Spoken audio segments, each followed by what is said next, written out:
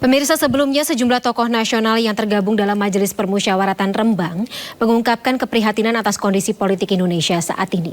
Salah satunya adalah putusan Mahkamah Konstitusi soal batasan usia Capres-Cawapres yang dikhawatirkan akan memicu konflik.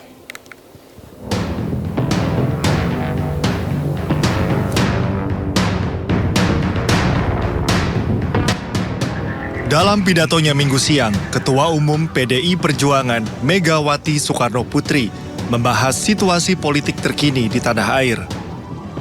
Megawati menyoroti tanda-tanda kecurangan jelang pemilu 2024. Di antaranya, manipulasi hukum yang terjadi di Mahkamah Konstitusi.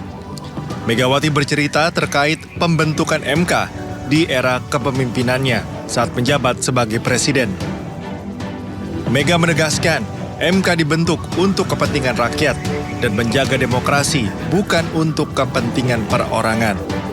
Dari namanya saja, Mahkamah Konstitusi ini seharusnya sangat-sangat berwibawa, memiliki tugas yang sangat berat dan penting guna mewakili seluruh rakyat Indonesia di dalam mengawal konstitusi demokrasi. Dengan perannya yang begitu penting, saya sangat serius menggarap pembentukannya. Saya sebagai presiden didampingi oleh Menteri Sekretaris Negara mencarikan sendiri gedungnya. Dan saya putuskan berada di dekat istana, yaitu suatu tempat yang sangat strategis yang disebut sebagai Ring 1. Sehingga Mahkamah Konstitusi tersebut harus bermanfaat bukan bagi perorangan, tapi bagi rakyat, bangsa, dan negara. Seluruh suasana kebatinan terkait pembentukan MK ini, apa yang menjadi kehendak rakyat melalui reformasi adalah suatu perlawanan terhadap watak dan kultur pemerintahan yang pada waktu itu memang sangat otoriter. Dalam kultur otoriter dan sangat sentralistik ini, lahirlah nepotisme, kolusi, dan korupsi. Apa yang terjadi di Mahkamah Konstitusi akhir-akhir ini telah menyadarkan kita semua bahwa berbagai manipulasi hukum kembali terjadi. Itu semua akibat praktek kekuasaan yang telah mengabaikan kebenaran hakiki politik atas dasar nurani. Rakyat jangan diintimidasi seperti dulu lagi. Jangan biarkan kecurangan pemilu yang akhir ini terlihat sudah mulai akan terjadi lagi. Sejumlah pihak menilai pidato Megawati sebagai bentuk kekecewaannya terhadap Presiden Joko Widodo dan keluarganya. Mega pun mengapresiasi putusan Majelis Kehormatan MK terkait pelanggaran etik Hakim MK. Dari Jakarta, tim Liputan iNews melaporkan.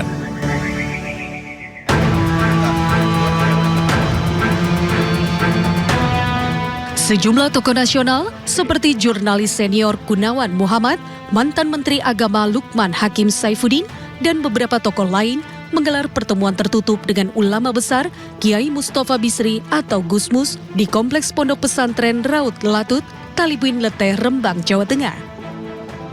Mereka menyampaikan rasa keprihatinan atas kondisi bangsa dan tidak akan berhenti memberikan kritik dan masukan kepada pemerintah. Salah satunya menyangkut putusan MK Konstitusi yang meloloskan pencalonan Gibran Rakabuming Raka menjadi Cawapres Prabowo Subianto. Menyusul kemudian pemberhentian Ketua MK Anwar Usman karena pelanggaran berat kode etik. Mereka mendesak penyelenggaraan negara menjalankan etika politik yang beradab dan tidak mengandalkan kekuasaan sebagai alat politik. Karena jika hal ini terus berlanjut, muncul kekhawatiran yang akan memicu bentrok pasca pemilu. Ya, kalau presidennya demikian, seperti saya pernah tulis, siapa lagi yang dipercaya? Kalau nggak ada yang bisa dipercaya, apa yang terjadi kalau ada konflik? Kalau pertandingan bola tidak ada wasit yang bisa terpercaya, ya tawuran. Dan itu yang diharapkan oleh Gusmus, bagaimana perjumpaan itu diperluas untuk semua kalangan dan mengingatkan para penyelenggara negara dan rakyat harus kembali politik itu jalan kebudayaan dan itulah politik yang memiliki keadaban. hampir semua kami tadi menyampaikan curhatnya gitu ya. Beliau langsung mengatakan bahwa beliau merasakan hal yang sama. Jadi secara eksplisit beliau mengatakan bahwa apa yang disampaikan itu sebenarnya refleksi dari yang dirasakan oleh masyarakat. Para tokoh menyerukan agar masyarakat ikut mengawal jalannya demokrasi yang sehat. Momen bertajuk Majelis Permusyawaratan Rembang atau MPR tidak akan berhenti hari ini. Namun dipastikan akan terus berlanjut menjadi gerakan masyarakat sipil. Dari Rembang, Jawa Tengah, Musyafa, iNews melaporkan. Ya, politik yang sibuk jual beli loyalitas. Politik yang memungkinkan skandal Mahkamah Konstitusi. Politik sebagai usaha tanpa nilai dan disibukkan tipu-tipu. Ini pernyataan salah satu tokoh, jurnalis senior Gunawan Muhammad dalam pertemuan Majelis Permusyawaratan Rembang. Pernyataan ini keluar dan disebut oleh Gunawan Muhammad disetujui oleh seluruh tokoh yang tergabung dalam menyikapi situasi politik terkini jelang pemilu 2024. Tak main-main, sejumlah tokoh terkemuka negara ini menyatakan prihatin dengan dinamika tersebut dan putusan MK dianggap menjadi salah satu pemicunya. Kita bahas malam hari ini bersama dengan Romo Beni Susetio selaku tokoh agama dan juga salah satu tokoh yang turut memprakarsai Majelis Permusyawaratan Rembang. Selamat malam Romo. Selamat malam. Baik, dan selanjutnya kami juga sudah terhubung bersama dengan Sekjen Partai Perindo Ahmad Raufik. Selamat malam Mas Raufik. Selamat Baik. malam, Assalamualaikum. Waalaikumsalam warahmatullahi wabarakatuh. Dan kami juga masih menunggu kehadiran pengamat politik Ray Rangkuti bergabung bersama kami malam hari ini bersama dengan Romo Beni dan juga Mas Raufik. Saya ke Romo terlebih dahulu. Romo, selamat malam. Selamat malam. Ya, terkait dengan bagaimana narasi yang dikeluarkan oleh Majelis Permusyawaratan Rembang. Di sini tokoh bangsa menggugat. Narasinya sekeras itu Romo. Semarah itukah memang tokoh-tokoh yang ada dalam Majelis Permusyawaratan Rembang terkait dengan dinamika politik yang terjadi akhir-akhir ini? Ya, sebenarnya kan ini sebagai refleksi ya ketika nilai-nilai etika dan moralitas itu tidak lagi dijadikan acuan cara berpikir, bertindak, bernalar, bereaksi penyelenggara negara dengan keputusan MK yang membukai keadilan. Maka itu sebenarnya cermin di mana politik yang berkebudayaan itu tidak lagi menjadi acuan. Lah, tetapi ada faktor yang lebih besar. Mengapa keserakahan, ketamaan, dan kekuasaan hanya mengejar jabatan, tapi kekuasaan tidak dimaknai sebagai nilai yang adiluhur, yang adiluhung. Kekuasaan itu sebagai pelayan publik. Kekuasaan itu harusnya mampu untuk membangun satu kesadaran etis dan etika, sehingga dikatakan juga oleh Mbak istrinya Cak Nur, Mbak Umi, bahwa dia tidak bisa menyangka kok situasi seburuk ini gitu loh. Nepotisme KKN yang dulu dalam reformasi itu kita berantas, tapi kok tiba-tiba terjadi lagi. Dan itu yang digugat oleh Ibu Umi Nurkolis Majid. Dan dia menangis di hadapan Gusnus untuk menyampaikan unek-uneknya. Tapi kan sebenarnya ini yang harus kita koreksi adalah tentang bagaimana politik yang berkebudayaan. Politik itu kan bukan Desember apa, mendapat apa. Politik bukan semata-mata untuk kepentingan ekonomi dengan mempertahankan kekuasaan. Tapi politik harus memiliki nilai-nilai luhur. Dalam politik itu antara kata dan tindakan satu. Dalam politik itu harusnya moralitas, etika, dan moral publik itu harusnya yang diutamakan. Sehingga politik itu punya karakter. Nah, kita melihatnya itu mulai hilang. Maka Gusmus meminta agar forum ini diperluas. Dan kita terus-menerus, karena kita tidak punya alat kekuasaan, kita hanya punya kekuatan untuk mengingatkan, baik sebagai penyelenggara negara, serta warga negara, agar kita mau mengoreksi politik yang tanpa kebudayaan ini.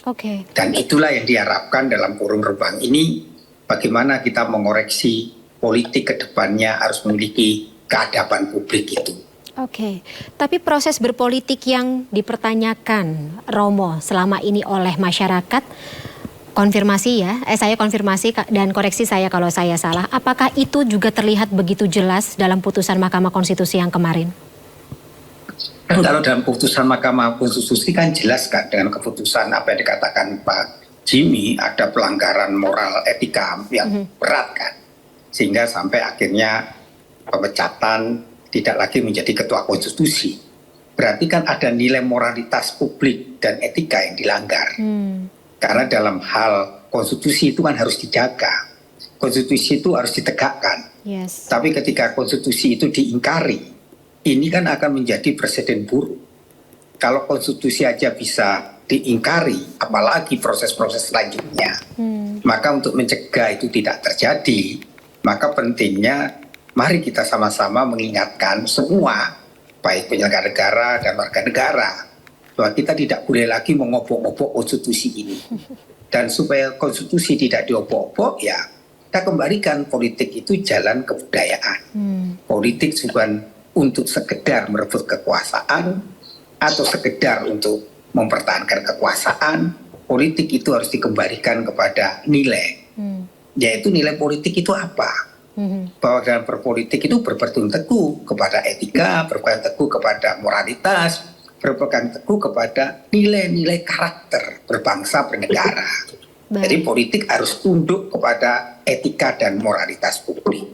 Baik, sebelum saya dalami lagi Romo, mungkin unek-unek yang disampaikan secara resmi dalam Majelis Permusyawaratan Rembang kemarin, saya ke Mas Rofik dari partai politik. Mas Rofik, dari perspektif partai politik, ketika ada concern, ketika ada ketidaksenangan terhadap dinamika yang terjadi ini, kita bahkan menjadikan ini sebagai headline dialog malam hari ini, awan mendung jelang pemilihan umum. Dari Perindo sendiri, apa yang bisa dilakukan, apa yang bisa dijalankan untuk mengawal supaya awan mendung ini nanti ya at least setidaknya bisa kembali cerah? Ya, pertama saya ingin menyampaikan bahwa dengan para budayawan, Gusmus, ada Romo kemarin juga saya ikuti dari awal sampai akhir, dan sebagai anak muda dan sebagai politisi tentu saya sangat senang atas forum yang digelar oleh para budayawan, karena sesungguhnya ini adalah menjadi bagian dari kepedulian yang lebih luas. Dan kalau para tokoh intelektual, para moralis, para budayawan itu sudah bersatu untuk bersuara, itu artinya memang ada sesuatu yang tidak baik di Republik ini. Dan ini sebagai satu catatan, demokrasi kita sedang dalam kesakitan. Memang ini harus disembuhkan secara bersama-sama. Tidak bisa bertumpu pada 1-2 orang, tetapi seluruh komponen bangsa mesti bersatu dalam konteks ini. Dan saya bergembira dalam forum MPR kemarin itu akan terus-menerus diperluas dan akan intensif dalam konteks pertemuan ini. Ini artinya akan menggugah satu kesadaran yang sangat besar bagi para pemimpin kita agar tidak main-main dalam soal demokrasi ini. Karena sesungguhnya demokrasi ini bukan benda mati. Demokrasi ini seperti layaknya makhluk hidup yang harus dirawat, yang harus disirami, yang harus dilakukan banyak pembenahan dalam konteks ini. Nah, demokrasi yang sedang sakit ini tentu kita berharap tidak semata-mata hanya partai politik salah satu pasangan dalam konteks ini Ganjar dan Pak Mahfud. Tetapi ini penting ada suara-suara lain yang di luar kepentingan politik praktis untuk masa depan. Tadi Romo sudah menyampaikan yang terkait dengan apa yang menjadi bagian dari keresahan. Sesungguhnya saya sebagai politisi sangat bergembira karena itu menjadi sangat penting dan agar masyarakat mempunyai kesadaran secara bersama-sama.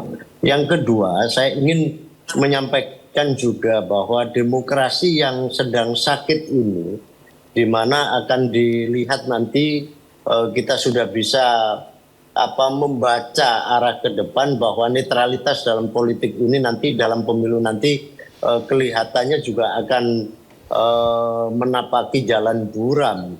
Tentu kita berharap ada kontrol dari masyarakat yang sangat kuat. Tentu rakyat yang dalam konteks ini menginginkan agar Indonesia dalam masa depannya terus terjaga, itu juga ikut melakukan monitoring, melakukan penguatan agar ini tidak disalahgunakan. Karena kita sudah membayangkan bahwa kecurangan pemilu itu sudah ada di depan mata. Karena bagaimanapun Pak Jokowi selaku presiden hari ini yang dimana anaknya maju di dalam pilpres ini, maju dalam posisi yang tidak normal. Tentu ini akan mendatangkan sebuah potensi-potensi yang tidak baik. Dan kita sudah bisa melihat sebuah keresahan-keresahan yang ditangkap oleh masyarakat bahwa pemilu ini memang terasa sangat panas, tidak lagi terkendali dengan baik.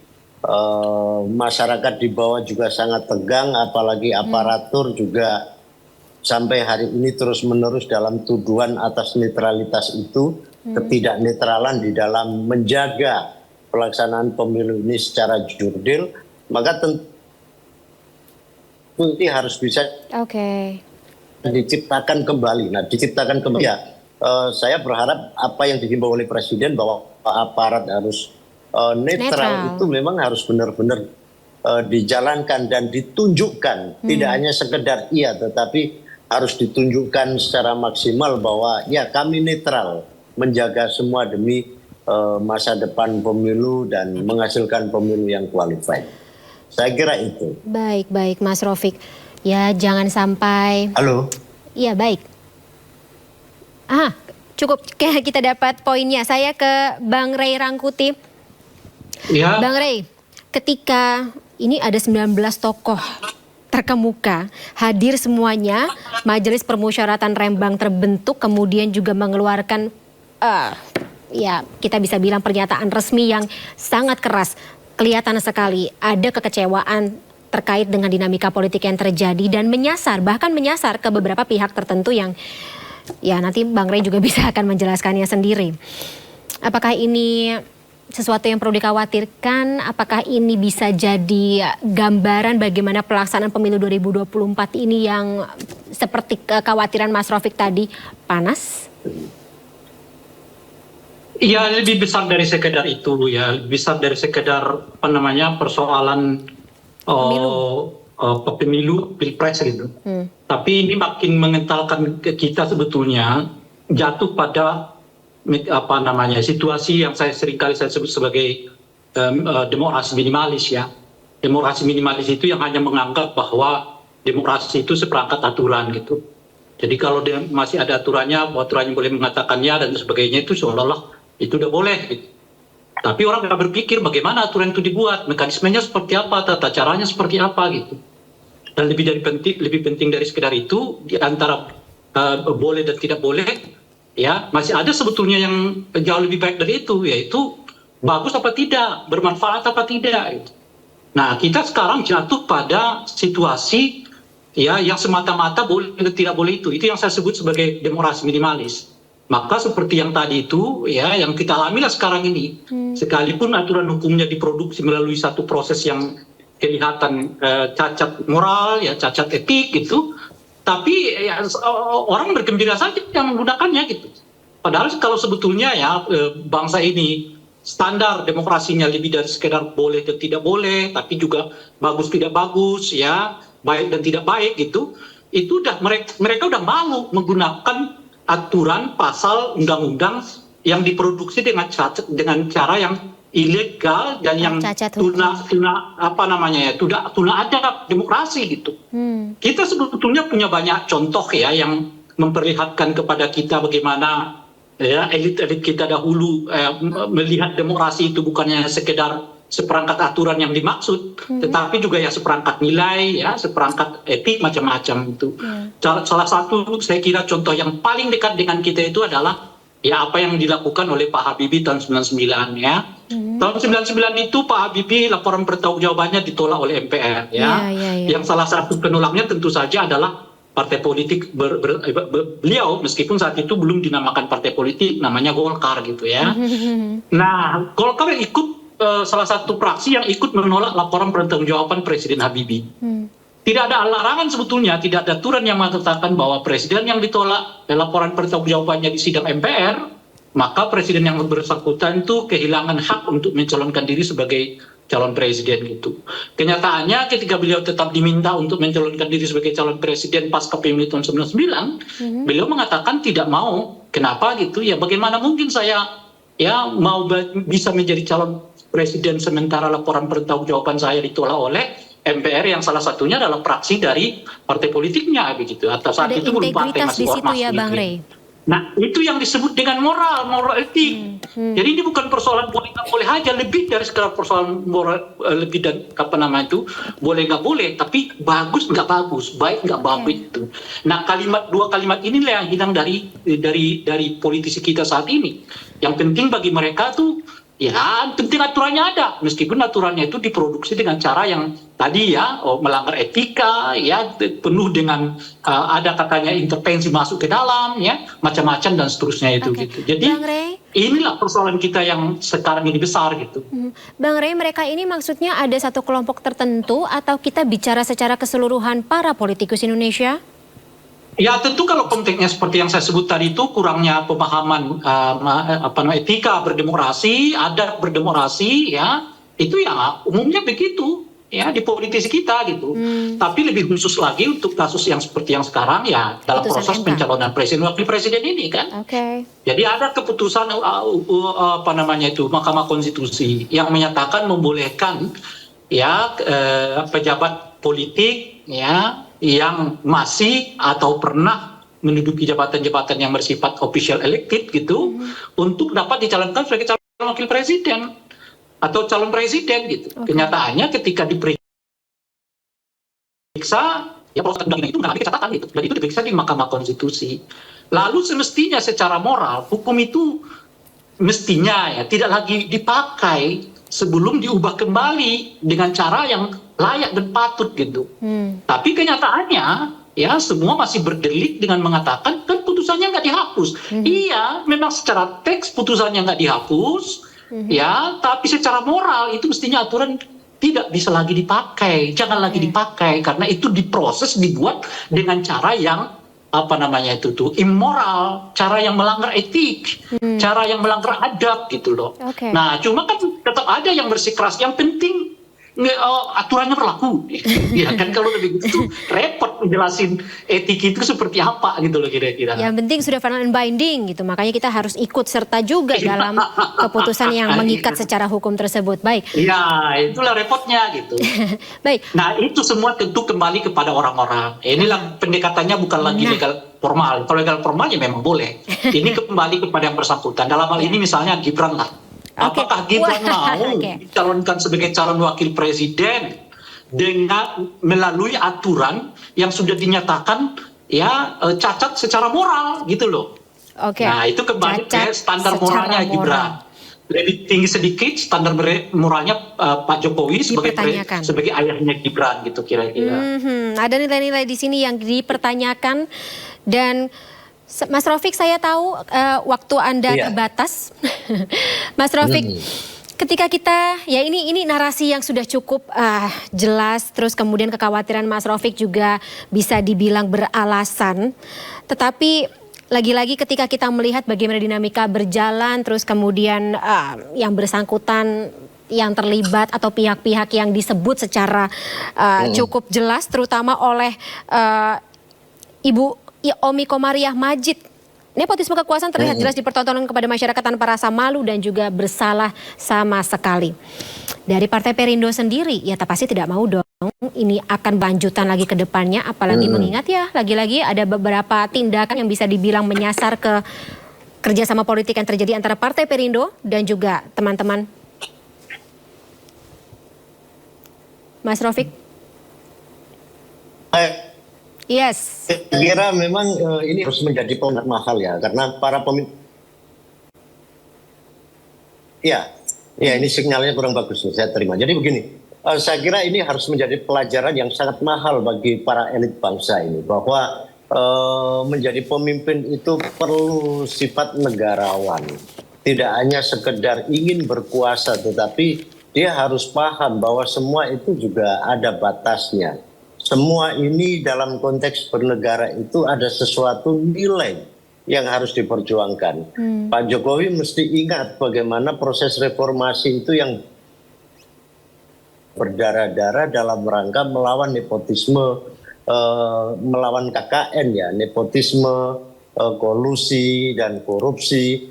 Itu sesungguhnya adalah musuh utama yang meruntuhkan masa depan bangsa ini. Dan kalau di dalam proses seleksi kepemimpinan saja mengalami sebuah proses kecurangan, tentu ini adalah melawan semangat reformasi. Yang kedua, ini adalah sebagai satu sikap kemunduran bagi demokrasi ini, dan ini juga bisa membahayakan bagi masa depan bangsa ini. Nah, tentu kita berharap sekali kepada eksponen bangsa, ada budayawan Romo Beni beserta dengan Gusmus dan semuanya mesti melakukan pengawasan, seruan moral yang tidak ada henti-hentinya agar masyarakat mengetahui. Karena agak repotnya adalah yang sebelah berpegang pada demokrasi yang sifatnya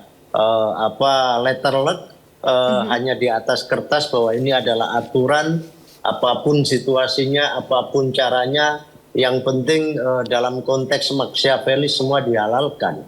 Tetapi dalam konteks ke depan saya kira ini tidak dibenarkan. Dan apa yang dikatakan oleh Bung Ray tadi ini bukan soal kurangnya etik, tetapi hilangnya rasa, hilangnya etika yang ada dalam pemimpin kita hari ini. Yang menurut saya penting, ini harus menjadi peringatan keras bagi kita semua bahwa ke depan ya memang masih ada waktu, pemilu ini harus sama-sama kita selamatkan. Dan peran serta Romo Beni beserta para budayawan yang lain memang dalam konteks ini sangat diperlukan oleh bangsa ini agar politik yang berbudaya itu benar-benar bisa tumbuh dengan baik. Saya kira itu. Baik Mas Rofik. Terima kasih atas waktunya sebelumnya kami ucapkan dalam Sindo Prime malam hari ini. Dialog masih akan kami lanjutkan setelah jeda. Saya masih akan bertanya terutama untuk Romo Beni terkait dengan bagaimana 19 tokoh negara ini adalah tokoh-tokoh yang disegani dan tentunya juga menjadi pertimbangan sendiri untuk berpikir kemudian juga bertindak bahkan dari kalangan para eksekutif kita. Tapi mungkin kita bisa melihat sejauh apa pernyataan resmi dari majelis